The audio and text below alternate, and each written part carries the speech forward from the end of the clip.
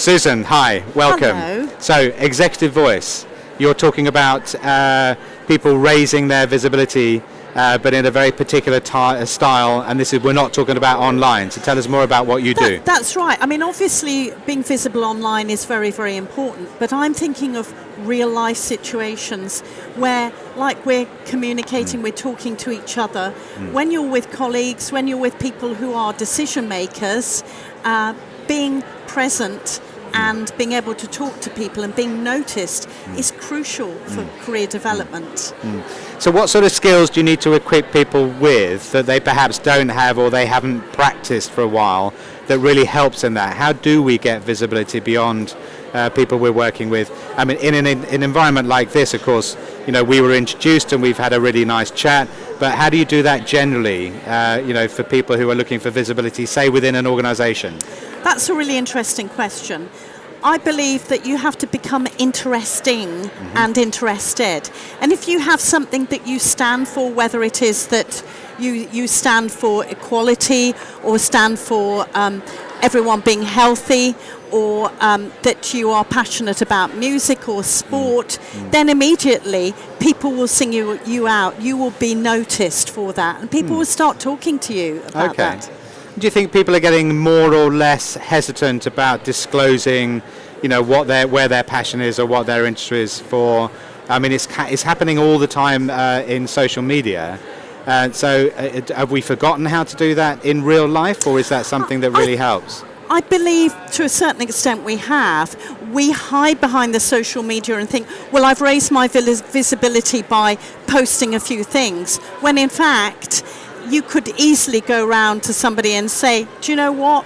I thought of you because I'd heard that there was this wonderful festival. Do you want to come along with me? Or something like that. Yeah, so connecting with people. Yeah. So when we're talking perhaps inside an organisation and you're looking for those people who are going to perhaps accelerate out the management structure faster, is it important in that sense? Do people have a profile that is different from their peer group, for example? Yeah, I've observed this for quite a while. I was mentioning before that I went to a talk given by an entrepreneur who actually chooses interns based on how interesting they are, because they are noticed. Yeah. They stand out because they're enthusiastic, because they're interested to know what you're doing. They have an interesting story as well.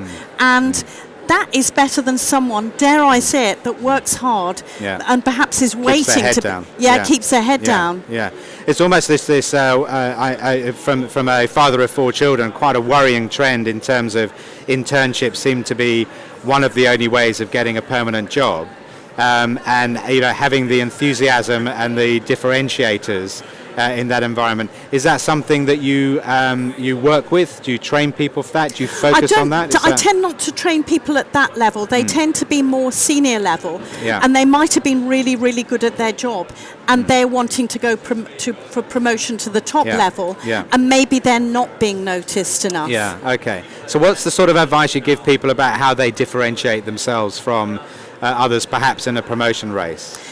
I hate talking about personal branding, and people often think that it's your physique or what you're wearing. But thinking about your personal brand, what you believe in, something special that you can add, something special that you can share news on. So, for example, if you are volunteering to speak in schools, to make sure that your colleagues, your boss, the internal newsletter, the marketing department who can share that, know about that, because that sort of thing, more senior people will take note of that, and before you know it, at the coffee table, people say, how did that speech go? Do you want to give a speech for us?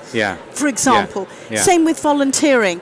Same with perhaps stepping up and being part of a committee for an industry organisation. That's another great way of doing things, because you get to know people in different businesses. Excellent. And so you're not saying instead of social media, but you're saying almost do some of the stuff that we're naturally now doing on social media in real life. In real life. And looking for it. Okay, good. So what one thing would you advise people to do in order to raise their profile within their organisation? Really think about the direction they want their career to go into, rather than having a scattergun approach, so that you can come up with an action plan and the direction you want to move into. Okay, so it's about having those goals clear in your mind. Absolutely. And focus and direction. Lovely. Yes. Susan, been a pleasure. Thank you very much. Nice to meet you.